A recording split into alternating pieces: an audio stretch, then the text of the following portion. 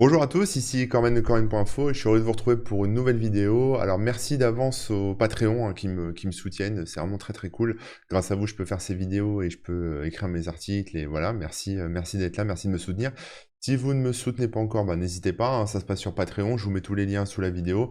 Voilà, vous aurez plein de trucs cool en contrepartie, voilà, des newsletters, des choses comme ça, des vidéos exclusives, donc n'hésitez pas. Aujourd'hui, je voudrais vous parler d'un truc qui s'appelle ZX. C'est un projet qui est mis au point par Google, qui permet de coder en fait des scripts shell. Alors vous connaissez, sûrement le langage en ligne de commande bash, hein, qui permet comme ça de faire des shell scripts, de lancer des commandes en bash. Ça permet, de faire pas mal d'automatisation, sous Linux, hein, voilà, faire des déploiements, faire de la maintenance au niveau de votre ordinateur, enfin voilà, des petits scripts shell qu'on trouve, voilà, de manière assez courante sous Linux. Bah, en fait, ZX, ça vous permet de faire ça, mais grâce à Node.js, donc ça vous permet de faire ça en JavaScript. Voilà, c'est pour ceux qui sont habitués à manipuler du JavaScript, du Node.js, mais qui n'ont pas forcément le temps de se mettre à Bash. Voilà, ils ont mis ça au point.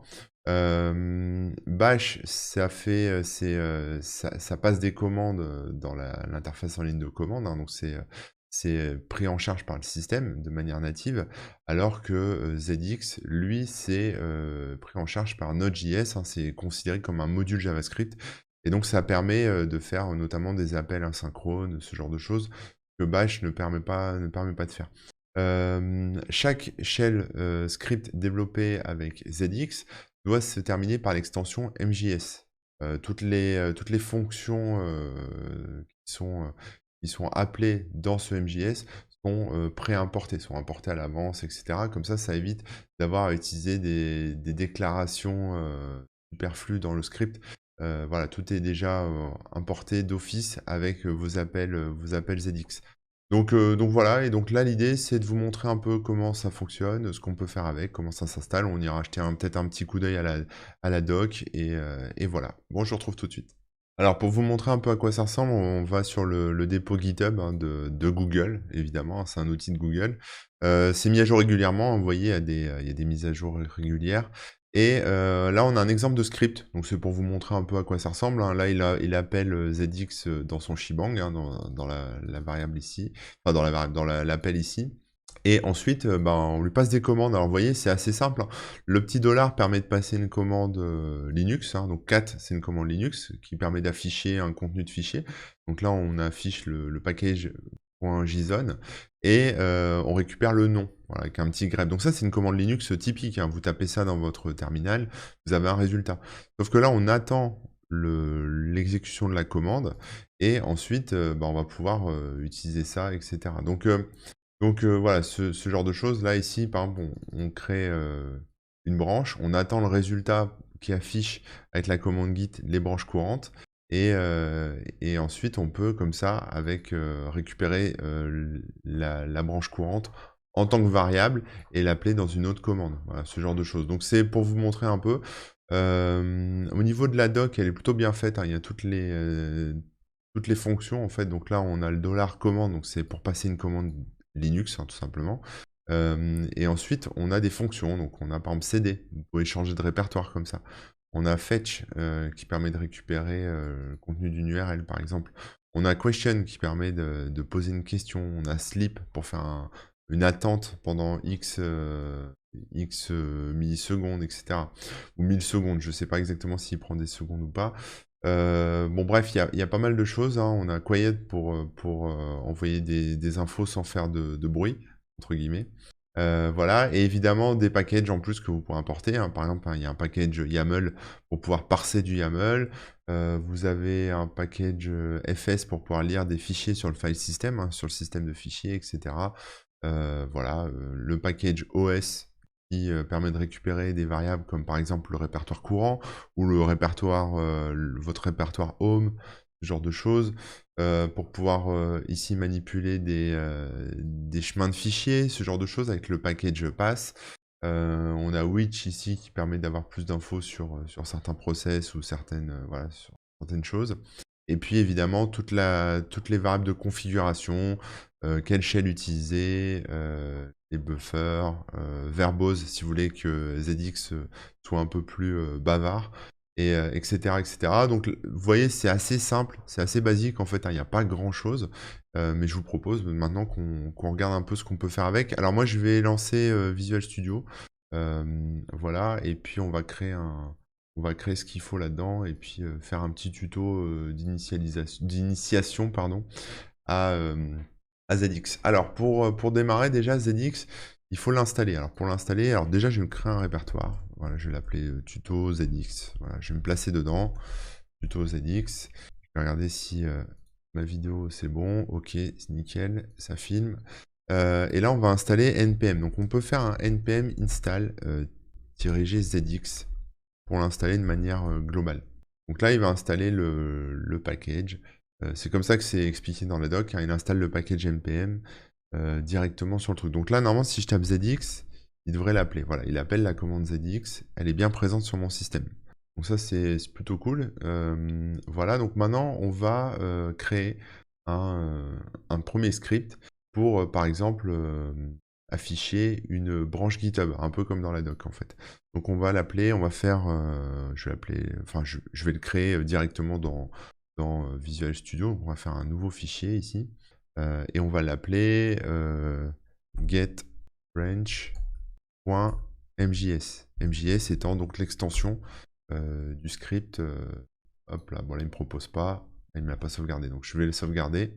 Ah, je vais le mettre dans tuto ZX et je vais l'appeler get_branch.mjs. Là, j'ai mon script qui est créé. Donc maintenant, je vais initialiser le shebang, hein, voilà, initialiser l'appel à ZX. Donc c'est dièse, point d'exclamation, hein, sauf qu'au lieu de mettre user bin sh, bah, vous mettez user bin /env. Alors vous pouvez mettre node ou vous pouvez mettre ZX, parce que node, s'il est appelé, ça sera dans votre projet. Si vous avez fait un projet local avec node en initialisant, pardon, je vais y arriver, un projet node dans le répertoire courant, vous pouvez appeler node parce qu'il importera tous les modules de node avec. Donc la première ligne, donc c'est ça, c'est ce shebang là qui permet de dire quel interpréteur en fait on va lancer. Et ensuite, on va appeler bah, la commande. Donc on va créer une constante, hein, c'est une variable qu'on va appeler branche. Et dedans, avec le symbole égal, on va lui dire d'attendre. Await, c'est pour attendre la réponse. Et là, on va utiliser la commande $, parce que c'est $ qui permet, c'est une fonction en fait propre à ZX, qui exécute la commande qui va suivre. Et retourner l'output, hein, c'est-à-dire la sortie de cette commande, dans la constante branche. Donc là, la commande moi qui m'intéresse, c'est une commande git, que je pourrais passer, git branch par exemple, show current. Alors j'ai pas initialisé de branche dans le répertoire courant, donc je suis pas sûr que ça donne grand chose, mais on va tester, on va essayer. Donc voilà, ça c'est bon, et ensuite on va faire un console.log pour afficher en fait le résultat dans la console de la branche. Donc on va dire par exemple branche actuelle,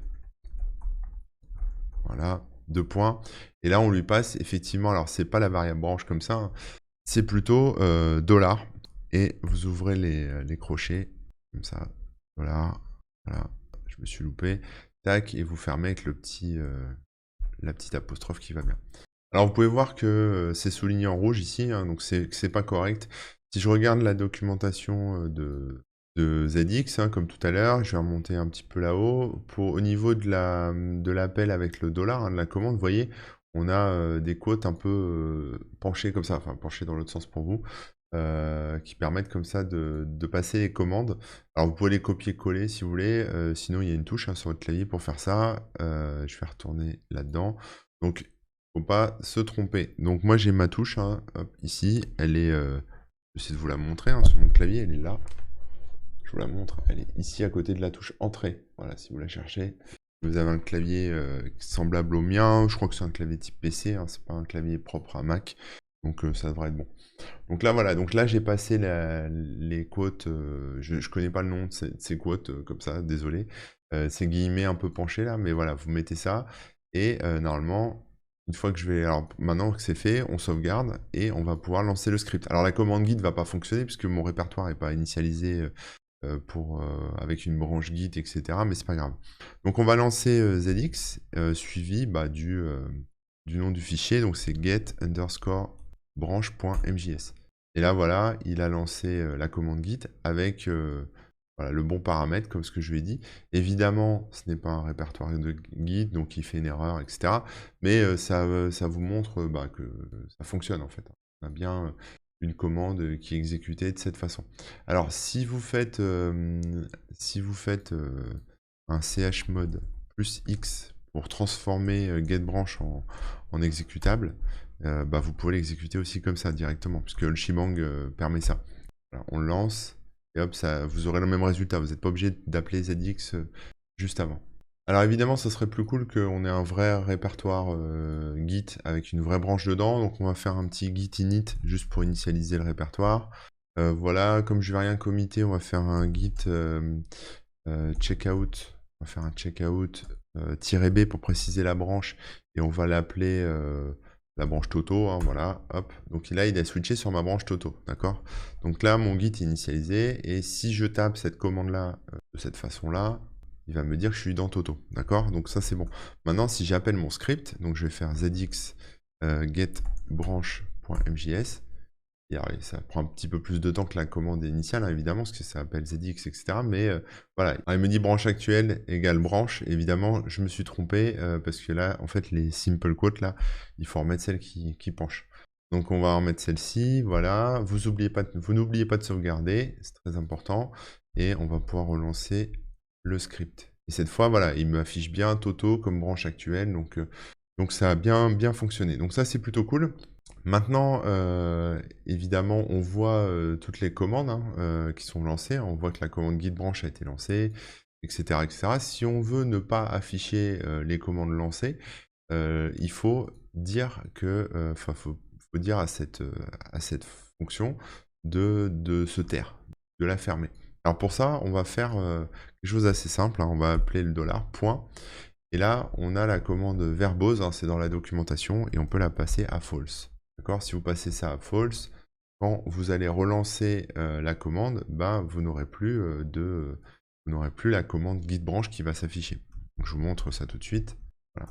On lance, et voilà, on a directement la résultante, donc c'est-à-dire la console log qui s'affiche, et il n'y a plus le résultat de la commande avec la commande qui passe, etc. Comme ça, on a un résultat beaucoup plus propre. Ça, c'est assez cool.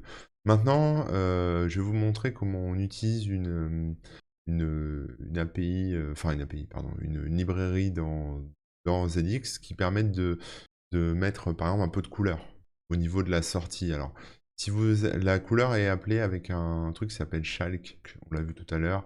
Je vais essayer de vous montrer un peu à quoi ça ressemble. Mais en gros, c'est un module NPM hein, qui permet d'ajouter de la couleur comme ça, faire des choses bleues, rouges, jaunes, etc. Donc ça, c'est cool. Et ils appellent ça une API expressive. Mais vous voyez, comme ça, on l'appelle, on fait chalk.blue et on peut mettre le message comme ça. Donc si par exemple, je fais ça là, ici, j'appelle comme ça, je remets des petites parenthèses, que ce soit propre. Et là, normalement, mon message va s'afficher en bleu. On va essayer.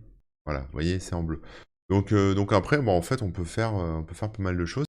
Du coup, ensuite, si on veut mettre que le mot, enfin que la variable branche en couleur, on va tout simplement appeler chalk ou chalk, je sais pas comment on dit, juste avant. Donc vous faites chalk ici, et là vous lui passez des paramètres. Donc vous faites, alors on va l'appeler comme ça, on va le mettre entre parenthèses, on y verra plus clair. Voilà, chalk branche. Et là en paramètres, on va lui dire par exemple, on veut que le background soit jaune. Donc on va appeler BG yellow. Alors ça vous le savez parce qu'en allant lire la doc de la commande du module chalk, hein, hop, on va retourner là-dessus, voilà. En allant lire ça, vous voyez, on a, il y a toutes les couleurs, etc. Il y a toute la doc, et il donne tous les styles disponibles, hein. Donc on a ici les modificateurs de style, par exemple italique, gras, etc. On a les couleurs de fond, background color, celles qui sont dispo, donc on peut mettre du bleu. Bon, par exemple, on va mettre du bleu, allez, on va mettre BG Blue, et point blue, si on veut du bleu. Point bold si on veut du gras. Voilà, vous mettez ça comme ça, et ensuite vous n'avez plus qu'à lancer la commande ZX. Voilà. Voilà. Alors j'ai une erreur, blue, ça doit pas être bon. Je vais regarder. BG Blue. Alors en fait c'était ça, j'ai cherché un petit peu, mais en fait c'est parce que BG Blue, la fonction, la première, le premier paramètre BG Blue, il faut que le B soit en majuscule. Voilà, ici, vous voyez, BG Blue, c'est en majuscule. C'est pour ça qu'il ne comprenait pas ce que je lui mettais après.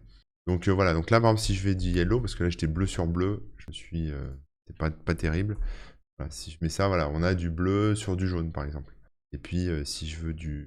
Qu'est-ce que je peux mettre comme couleur? On peut mettre du blanc par exemple, donc je fais BG White avec une majuscule à White. Voilà, mais ça c'est Chalk, c'est une librairie que vous pouvez appeler n'importe où dans vos trucs. C'est pas très lisible ça, mais bon, dans vos appels NPM, etc., dans vos fonctions, enfin peu importe quoi. Donc voilà, donc ça c'est pour vous montrer qu'avec ZX, on peut comme ça utiliser une lib en plus pour pouvoir rendre les affichages plus sympathiques quoi. Bon alors qui dit script dit interaction avec l'utilisateur aussi, ça peut être possible, hein. On le voit dans la doc d'ailleurs de ZX, hein. On peut poser des questions à l'utilisateur. Donc par exemple, vous pourrez imaginer un script qui écrit dans un fichier et qui écrit différentes choses en fonction du choix qu'on a pris, mais ça peut être qui prend différents chemins, qui exécute différentes choses, etc. en fonction de critères et de paramètres. Donc ce que je vous propose, c'est qu'on crée un nouveau document, enfin un nouveau script. Donc on va l'appeler, comment est-ce qu'on va l'appeler? On va l'appeler user.mjs, voilà. Donc on va créer ça, évidemment, comme tout à l'heure, on va rappeler le shebang, donc c'est user bin /env et vous mettez ZX. Et ensuite, on va remettre le verbose, donc $.verbose comme tout à l'heure, et on va le passer à false. Voilà, comme ça, il ne nous embêtera pas, on n'aura pas le détail de tout ce qu'il fait, on n'aura vraiment que le résultat. Et ensuite, on va créer une variable filename avec le paramètre, enfin let filename, voilà. Et donc ici, on va lui passer, on va lui poser une question en fait. Donc on va attendre la réponse. Await, c'est pour attendre. On va attendre la réponse à la question suivante. La question suivante, c'est nom du fichier. Voilà, filename, bon, on peut mettre nom du fichier, ou vous pouvez demander nom du fichier. Voilà, c'est le nom dans lequel c'est le fichier que je vais créer. Donc par exemple, si je veux créer ce fichier, je vais faire un fs. Point, alors il me fait l'autocomplétion encore, donc fs, je vais faire échappe. Point output file sync. Donc ça, en fait, fs, c'est ce qu'on voit ici, là, c'est dans les librairies de ZX. On a le package fs qui permet de manipuler des fichiers, c'est-à-dire les lire, les écrire, etc. etc. Donc ça, c'est plutôt pratique. Et donc là, en fait, là, déjà pour faire un test, je vais écrire dans mon fichier. Donc je rouvre mon studio, voilà. Donc là, qu'est-ce que ça fait? Ça me demande un nom de fichier, ok, et ça va écrire Hello World dedans. On peut déjà tester ça pour voir si c'est bon. Donc on va faire, là, si je fais un petit ls, j'ai fait des tests tout à l'heure, on va enlever ça, voilà. Si je fais ZX et je l'appelle user.mjs, il va me demander le fichier, donc je vais l'appeler toto.txt par exemple. Voilà, et maintenant si je fais un ls, je vois bien que j'ai un fichier toto.txt qui s'est créé. Alors il est vide, hein, il n'y a rien dedans, mais voilà, il m'a bien... Enfin si, il y a quelque chose dedans, je dis il n'y a rien dedans, mais oui, si, on lui a passé Hello World, vous voyez, c'est ce qui a été transmis là. Donc ça c'est bon, on a rempli Toto, on a rempli voilà, le fichier toto.txt avec Hello World. Maintenant, on va essayer de faire quelque chose d'un peu plus poussé avec des if, des else, etc. Donc voilà, là on va demander maintenant à l'utilisateur un choix. Donc on va lui dire, voilà, tu as un template de choix, on va te poser une question, wait, et on va lui poser la question qui sera, par exemple, je sais pas, couleur préférée. Couleur préférée. 2 points, espace. Et donc là, on va lui permettre d'avoir deux choix différents. Donc par exemple, on pourrait dire on veut, en termes de choices, les choix suivants. Voilà, c'est marrant, on a tous ces choix-là, il nous auto-complète tous ces choix. Moi, je vais me limiter à rouge et bleu, sinon je ne vais pas pouvoir traiter tous les cas de figure. Voilà, mais j'ai ces deux choix-là, rouge et bleu. Donc si je tape rouge, je devrais écrire quelque chose avec Shulk en rouge dans le fichier. Si je tape bleu, etc. Bon, en tout cas, je vais je vais pouvoir écrire ceci est un texte en rouge, ceci est un texte en bleu, etc.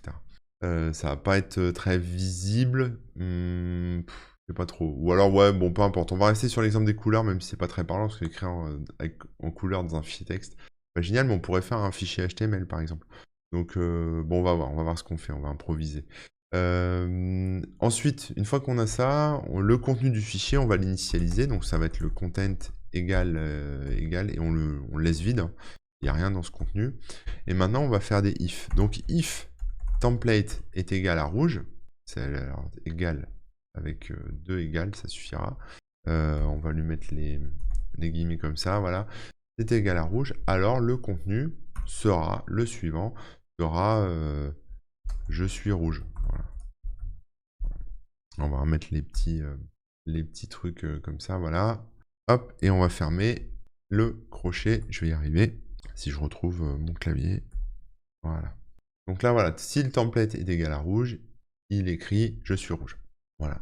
Ensuite, on va lui dire « else if template est égal à bleu, contenu, je suis bleu ». Voilà. Donc ça auto-complète parce que j'utilise GitHub Copilot, hein, qui comprend ce que je suis en train de faire et qui du coup me propose la syntaxe qui va bien. Donc je vais un peu plus vite comme ça. Si vous n'avez pas vu la vidéo sur GitHub Copilot, allez-y, foncez, allez la voir et voilà.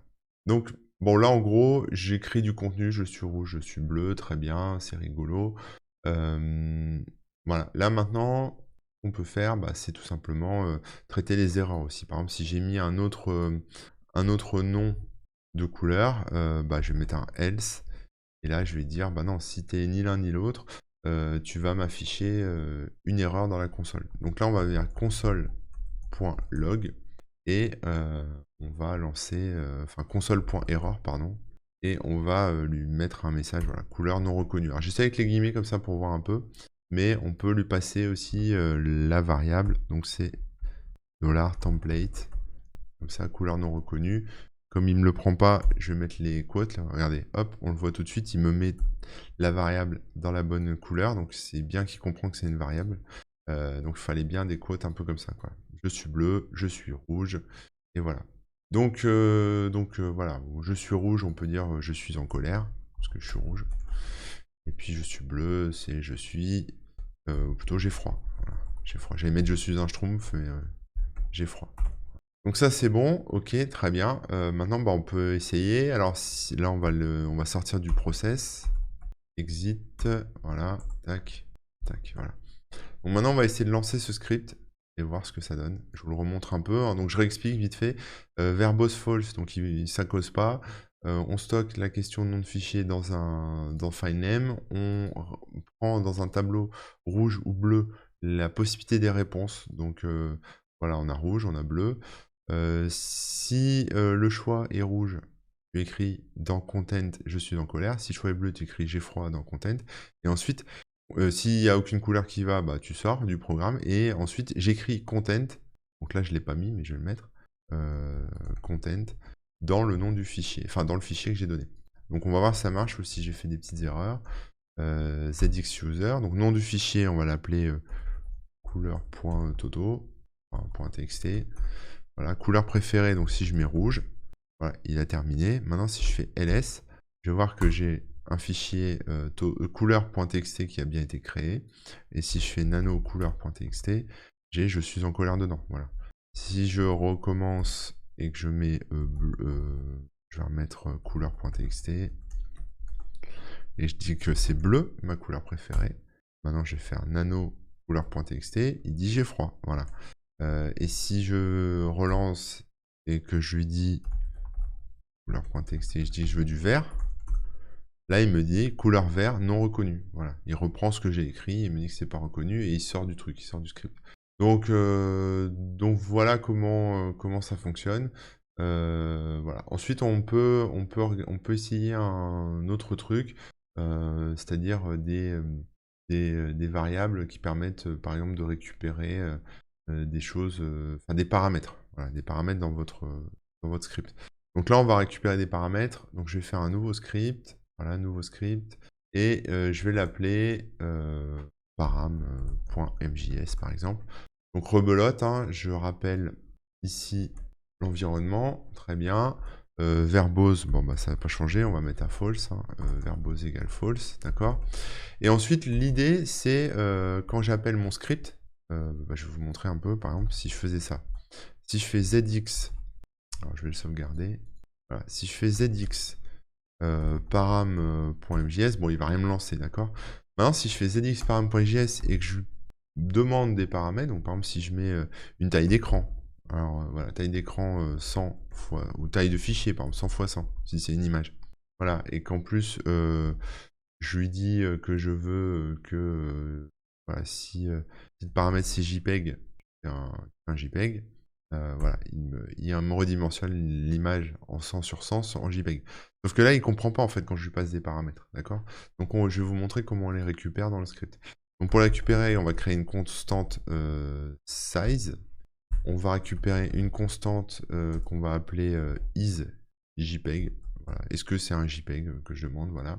Et là, on va appeler la constante, enfin la variable arg v, arg, pardon, v.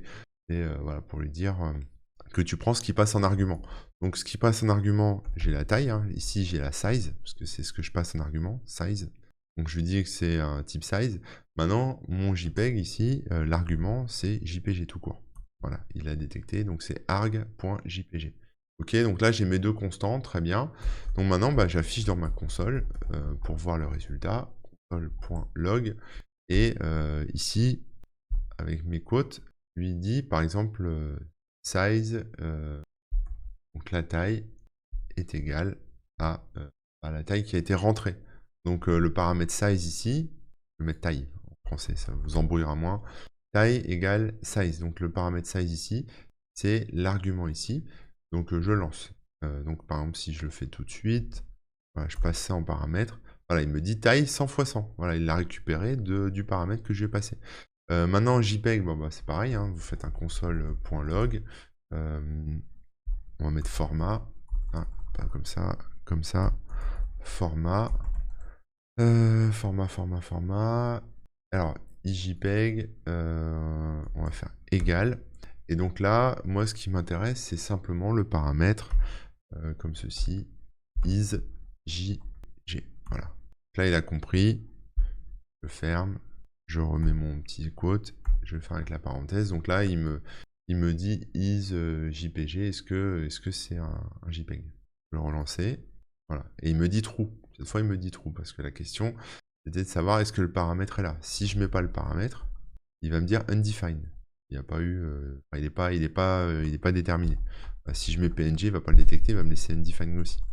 Bon voilà, c'est pour vous montrer comment on passe des paramètres un peu de cette façon-là.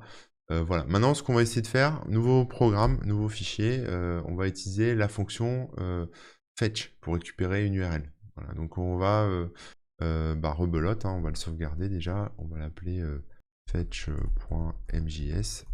Et pareil, on va rappeler ces deux lignes-là, avoir aucun verbose avec l'environnement. On va dire qu'on va stocker dans la réponse le résultat, alors pas d'une question comme il me le propose, mais d'un fetch, donc d'une récupération d'URL. On va voir ce qui va me sortir, et là je vais mettre l'adresse de mon site. Donc je vais mettre par exemple https://corben.info. Voilà. On peut récupérer le flux RSS par exemple, donc je peux mettre /feed, je vais récupérer un flux. Je crois pas que j'ai .xml à la fin, donc voilà. Donc là je récupère le script, hein, enfin le script, voilà le truc. Et ensuite bon là il m'analyse la réponse, mais parce qu'il pense que c'est un JSON, donc là c'est ce qu'il m'a proposé, mais c'est pas ça qui m'intéresse. Moi déjà je vais voir si ça répond. Donc on va faire si réponse point OK.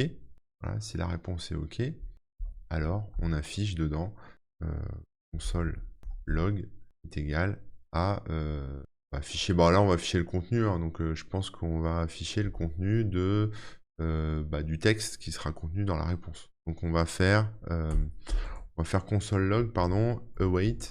On aurait pu afficher juste OK, mais on veut afficher le contenu, donc on va faire await réponse, je vais y arriver, point, vous voyez, il me propose, point texte. Ça, comment je le sais? C'est simple, hein, il suffit d'aller lire la doc ici. Quand je vois la fonction fetch est là, voilà.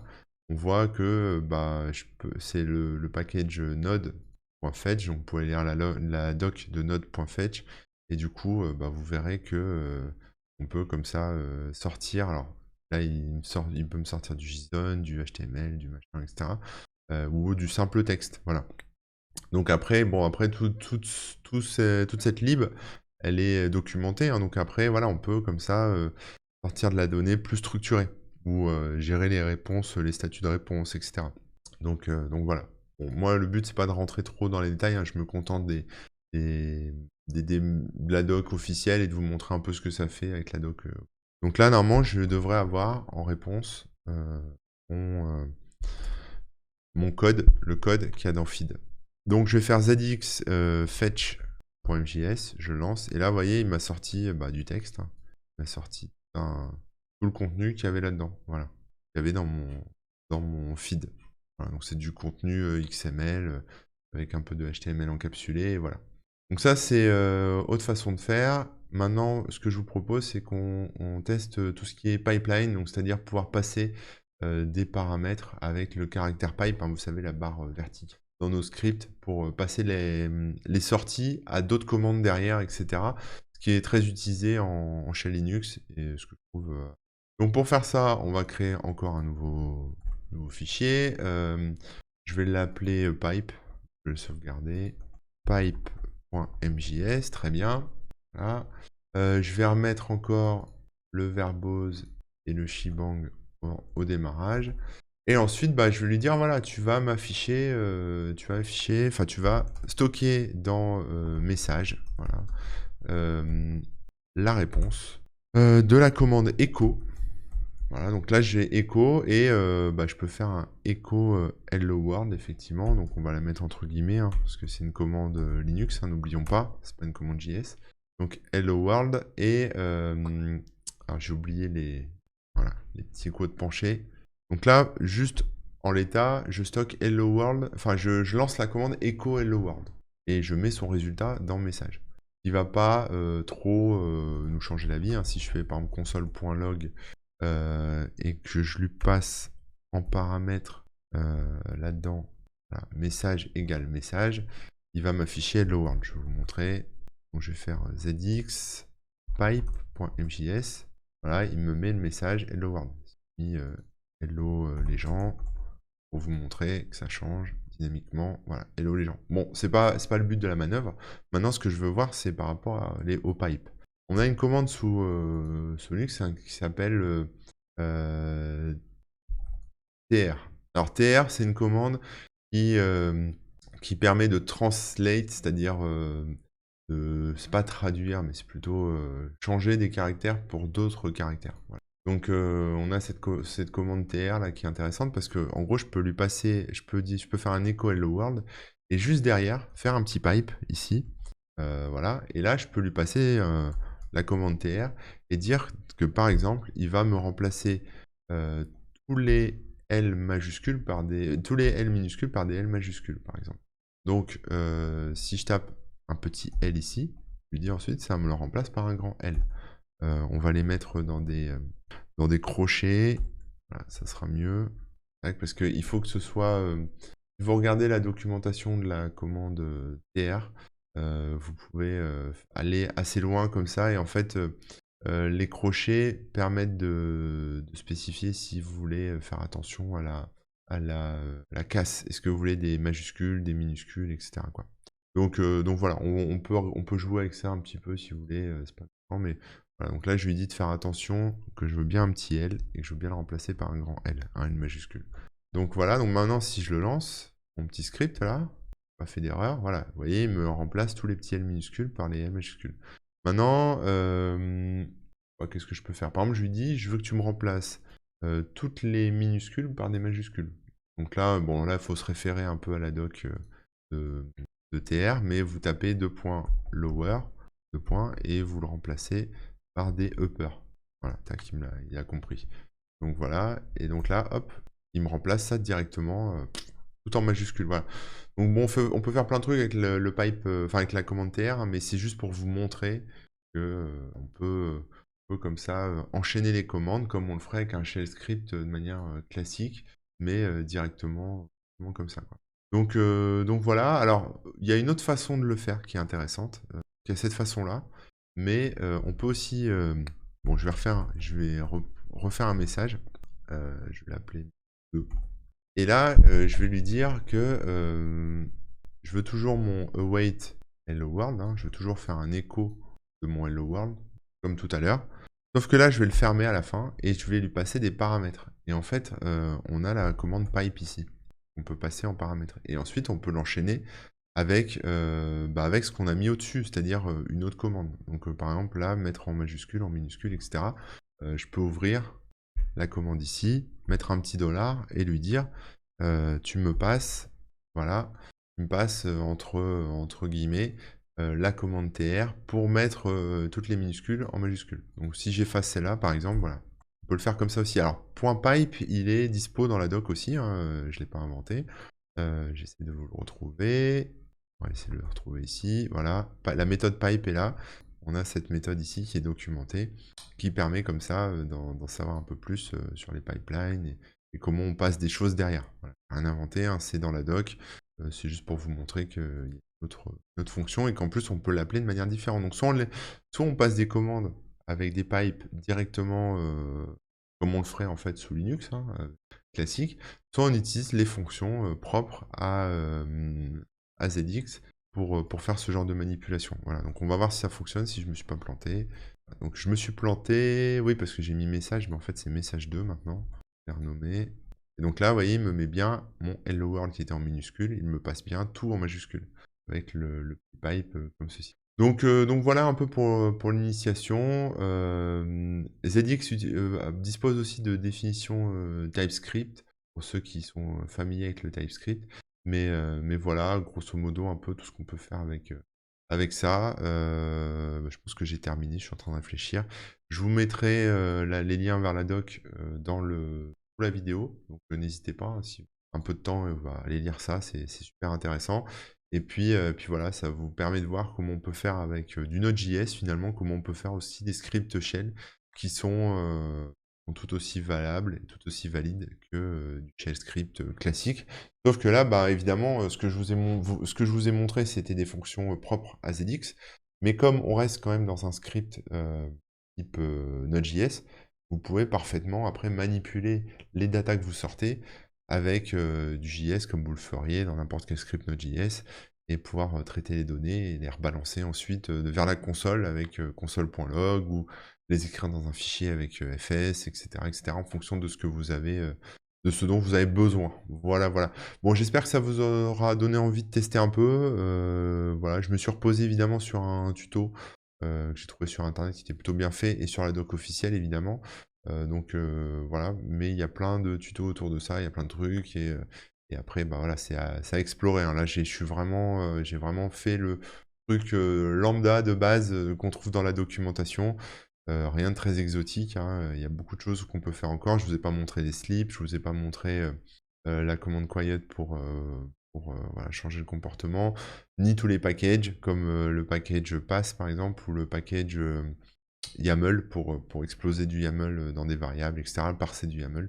Donc voilà, mais tout est bien documenté, merci Google, et puis il y a de quoi s'amuser. Voilà. Donc sur ce, je vous souhaite une bonne semaine. Merci d'avoir suivi ce tuto et à très bientôt. Allez, ciao.